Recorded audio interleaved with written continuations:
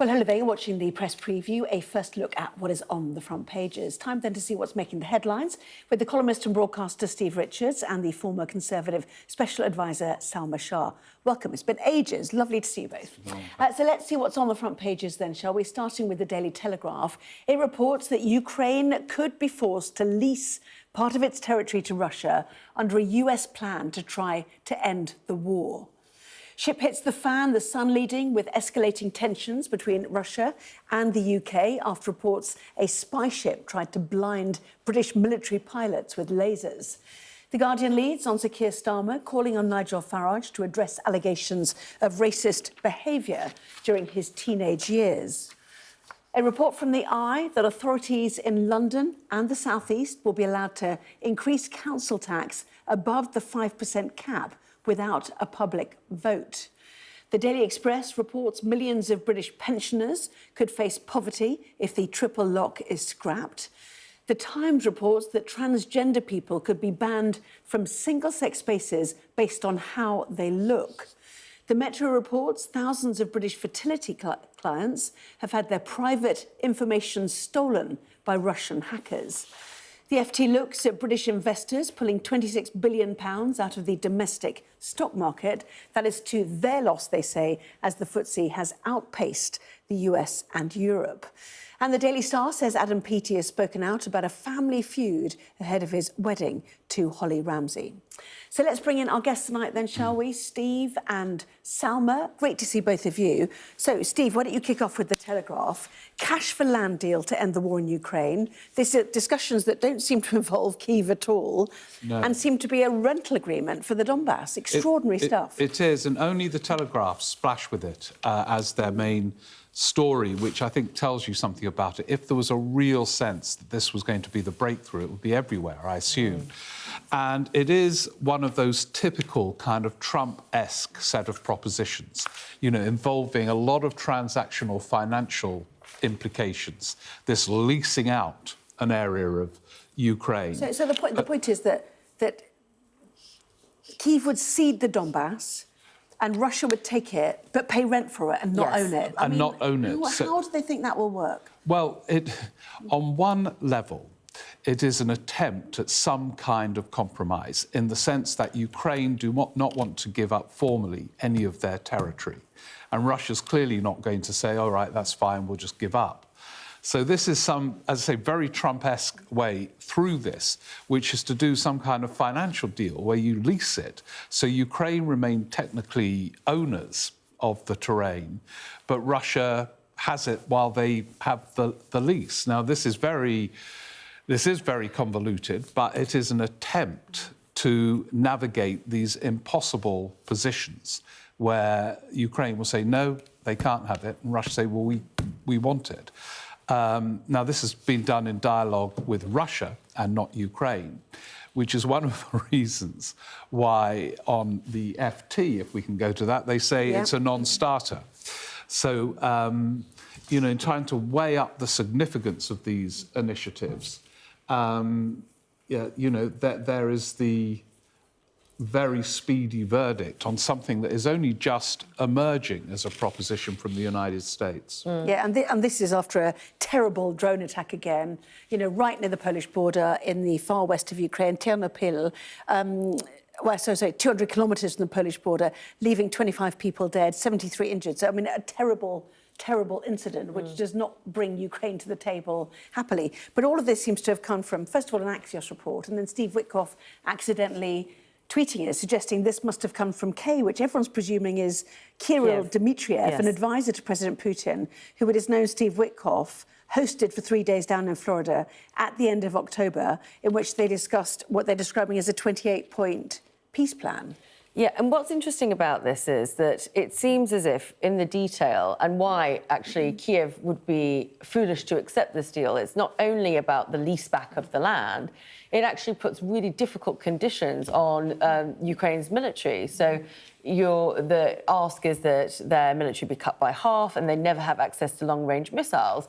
That, as a guarantee and assurance from a population that has struggled and suffered for years now from this onslaught doesn't feel like a real fair trade by an aggressor. Yes. Can the US impose this deal upon the Ukrainians? Do they still have that power when it is the Europeans who are buying weaponry in order to ship to Ukraine? But so far, in these diplomatic situations, the Europeans have had virtually no leverage whatsoever.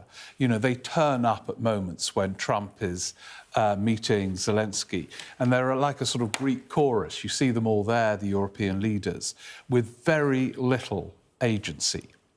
But you say that, but now Trump has basically said, actually, Europe, you need to sort of start paying your own way, and everybody's defence budgets have changed.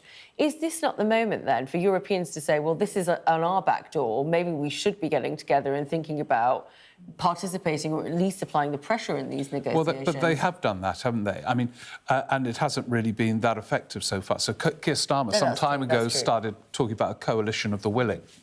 And there have been meetings this week with European leaders, including Starmer, to talk partly about Ukraine.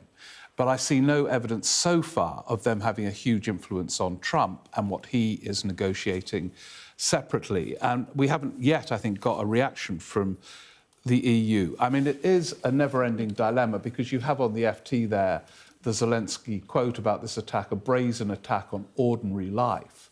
And he says that showed that the pressure on Russia to end the war was insufficient. But as long as the war continues, there will be more brazen attacks. So how does it end? Now, this is a very sort of, convoluted set of propositions. But at some point, these brazen attacks are going to have to be stopped. But also, and I'm not clear how. No, but if you were to take the optimist's view, and I'm not necessarily saying that this is my view, but if you were to take the optimist's view, this is, as the FT rightly says, the Kremlin's maximalist demands, and nobody goes into a negotiation starting at the point that they want to get to. Mm-hmm. So if you were an optimist, this is the beginning of a settled peace, but it cannot be the thing that's accepted. Yes, and a view from Britain via the Foreign Office spokesperson on this. Britain said it shared US President Donald Trump's goal of ending the war in Ukraine and urged Russia to withdraw its forces. So that seems the easiest way of doing it, doesn't it? In a way, that proves my point about the lack of leverage. That waffling statement is saying, yeah, we support President Trump, but also we want Russia to withdraw. Well, at some point they're going to have to come to a view on a detailed set of propositions from the United States, and they're not, because they're not strong enough to. Yeah, the Kremlin tonight as well saying Russia is open for talks on Ukraine as well. So, I mean, we'll see what comes. Well, maybe Salma's right. The optimistic thing, maybe it's the start of a negotiation. Maybe. I hope so. Yes, indeed. In the meantime, the Metro, Salma, Russians hack fertility clinic. I mean, all day we've been talking about this Russian ship, haven't we, and the concerns about undersea cables. Elsewhere, this is happening. I think what's interesting about this and why it relates to what we're talking about in terms of the conflict in Europe is that Russia's aggression has been noted in other European nations, indeed other countries all over the world, through things like cyber attacks and cyber hacks. Now, this is a Russian gang that we're talking about, and we're probably going to see some kind of extortion or ransom that is going to be required in order to release data or, talk about sort of getting operations back to normal for this Harley Street clinic. But there is this idea that actually none of these gangs are able to function without sort of state support, which is why it sort of links in to general hostile activity that comes from certain countries. But I think we all have to. What's really important about the story is that you might be in your own mind an innocuous entity, but that will not save you from potential ransomware attacks. It will not save you from hacking if that's where we need to go. And there has been a lot of legislation, well, not a lot of legislation, but a lot of talk about this and some cyber resilience legislation that is coming forward. And it's one of those things that most people, they wouldn't think about, but it is actually important to our pen and paper, I seem to think. I would invest more on cyber resilience than submarines. This, it seems to me, is a relatively easy target for Russia or whoever. And, you could disrupt the NHS with a flick of a switch. And somehow out that loud, has yeah. to... Tell them. Don't They're taking notes when following my advice. And that is where it seems to me defence is urgently required, because the capacity for disruption is huge, whereas building submarines and all the other things that have been announced, I'm not quite sure how that's going to be of much practical use. Yeah, we'll keep an eye on all of this. It's all still cooking along, isn't it? As you say. Now, this time next week, we will be discussing a smorgasbord of tax rises to fill 20 to 30 billion pounds in black holes. So here we go. Here's one. Big increases are part of a major funding overhaul to protect services. A scary headline here, a 10% council tax hike for millions. And then it says to transfer money to the North and the Midlands. So is this because councils are bankrupt, or is this specifically on those wealthy properties that they talked about as well? Yeah, well, it's half a scary headline. It's a scary headline for those who will be hit by this, which will be people in the southeast and London, where local authorities will have permission to put tax up quite significantly. But the interesting thing is the mechanism whereby they claim they will then transfer that money to the North and Midlands. So the second bit is good news for the North and Midlands. Now, this is, I think, unusual, isn't it? Because a council tax, a local authority would put up for that local authority. But here they claim there will be a mechanism to redistribute that significant tax rise, not to London and the South East, who will pay for it, but to the North and Midlands. This is, I have to tell you, this is very dangerous territory, because it's not just about taxes going up and saying, well, OK, we all need to pay our fair share. The redistributive aspect of this will make people who are living in perhaps deprived areas in London and the South East, a little bit angry about the fact that they're always, looked over. But they won't get hit by 10%. But if it goes... will be the bigger houses. So this is going to be the question, and this is the fiendishly sort of technical aspect of kind of like where it goes up and how is it decided. Is it going to be a blanket 10% rise across all the different grades that you get in council tax? I doubt it. Is it going to be limited? But they're already talking about a doubling of council tax for the wealthiest homes. Yes. Yeah. Which would hit the South East and London more comparatively as But then the question becomes who is wealthy, and if you bought a house a long time ago and your salary hasn't changed and you're paying all these other taxes and inflation is going up, is it necessary that you can actually really afford to take that hit? So I think you've got to be very careful about equating the idea of the fact that you live in an expensive house with the fact that you might have an expensive. But somehow or other, lifestyle. do you remember the whole levelling up era under Boris Johnson, and Michael Gove was levelling up secretary, and he brought in as one of his advisors Andy Haldane, the economist, and Andy Haldane basically said to Mike Gove, right, this will work, but we need billions and billions. And Rishi Sunak, the then Chancellor, provided about 25 pence, and it didn't happen. So they do need to get resources in order to even start this levelling up. There is a statement from the housing lot. Anyway, this is complete speculation. Council tax rises are limited to 5% without a local referendum, and we have not made any decision to change that. We have made £69 billion available for council finances, and will fix the outdated and unfair funding system we inherited, so funding finally matches local people's needs and councils can deliver better public services. That's the... they've ruined all our speculative fun. Not a complete denial. Fairer funding, implying maybe this is a form of fairer funding. Steve, week to go. Yeah, it's been a long time. Lots more stuff to come in the next part of our programme, including the front of The Guardian. Its headline, Salma calls on Farage to address racism claims. Back in a moment.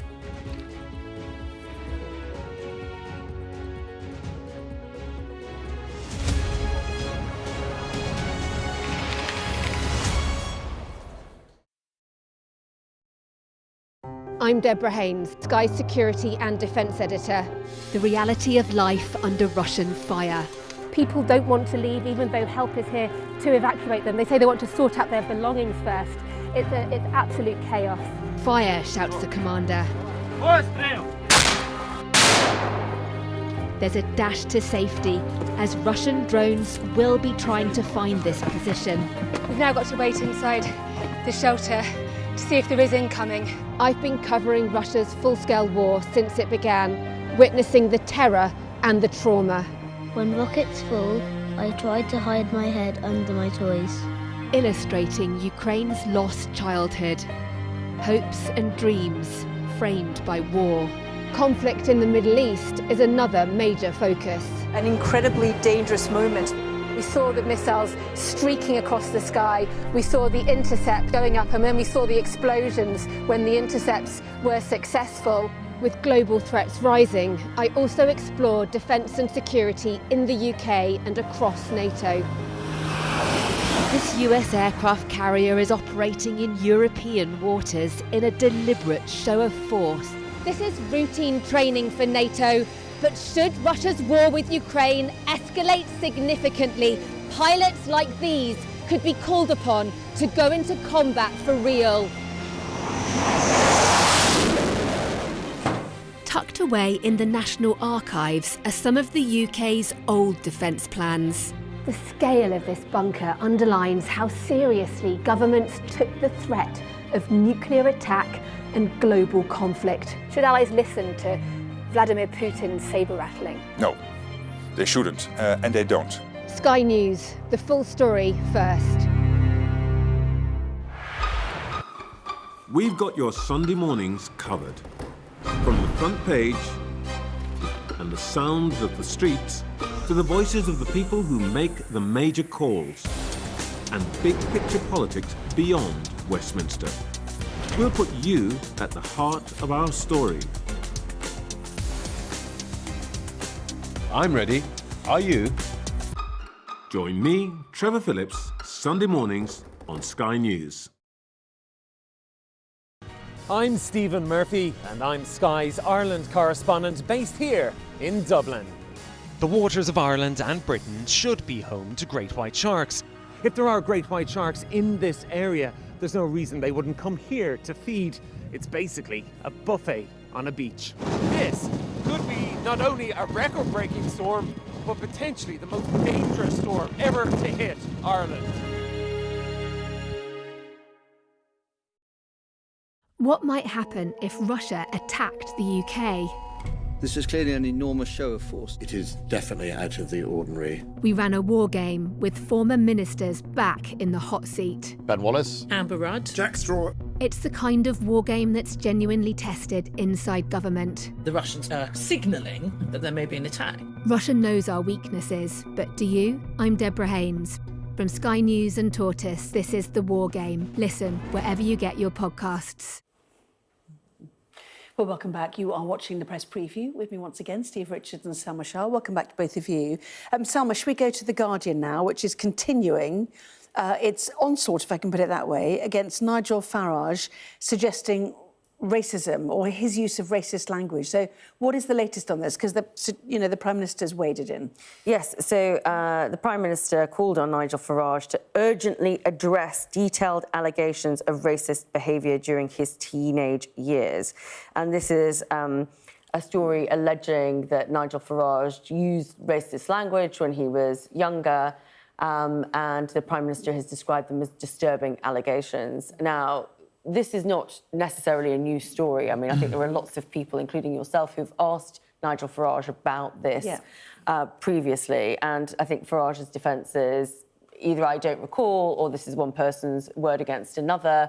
And lots of people will be sat at home thinking, OK, well, he said some stupid things when he was a teenager. If you have any teenagers, you've probably experienced the same thing. However, why is this important? Why is it on the front page of The Guardian? And why does the Prime Minister think that this is an interesting way to attack his political opponent? Because clearly Reform has been trying to ensure that the electorate does not see them as a racist or xenophobic party. And I am not a fan of Reform. Nigel Farage is not somebody I would be voting for, but I will give him credit for the fact that he has always attempted to distance himself from the far right and certainly sort of the Tommy Robinsons of the world and this language, except for when, Sarah Pochen, his own MP for Runcorn, talked about black and brown faces or too many of them being on TV. So you have this all wrapped up together with the idea of the brand. And Reform have issued a statement. These allegations are entirely without foundation. The Guardian has produced no contemporaneous record or corroborating evidence to support these disputed recollections from nearly 50 years ago. We fully expect these cynical attempts to smear Reform and mislead the public to intensify further as we move closer to the next election. So that's from them. Can we do that? Do you want to do this, or we've got one more story? What I'm happy to do this one. Or, OK. I think very quickly then. Well, we were going to go to your favourite subject, which is the economy and sort of the Mail's difficulty around the economy. I've got 1 minute. OK, very quickly on Farage. The politics of this is quite useful for Keir Starmer because the day before, his Home Secretary Shabana Mahmood, in a statement that was quite well received in the media, but also you have people like Richard Tice say, you might as well join Reform, Shabana Mahmood. And at the party conference, Keir Starmer had said, our moral mission is to take on Reform. And so this Guardian story has given him the chance after the Shabana statement to say, right, we've still got that moral mission. Look at what you are alleged to have said at school. But it is a long time ago. And unless there is absolutely decisive evidence, and even then, if it was when he was 13, 14, 15, I suspect this is not what's going to do for Reform. And very quickly, the Daily Mail, I'll do it. It is a YouGov poll. What percentage of Britons think the economy is in a great state under Labour? And the answer was 0. When do Britons think the economy is in a great state under It was all anyone? right in the early years of our government. When was that exactly? About 2015. We need half an hour to challenge that particular claim. Both of you. More from you later on. Thank you very much, Steve. Steve, Salma, thank you. We are under Israeli military restrictions in terms of some of the things that we can film, but it's important to be in there. What a slow drive for the president as he approaches his golf club. 4 more years! Free wherever you get your news. I'm Mark Stone and I'm Sky's correspondent based here in Washington, D.C.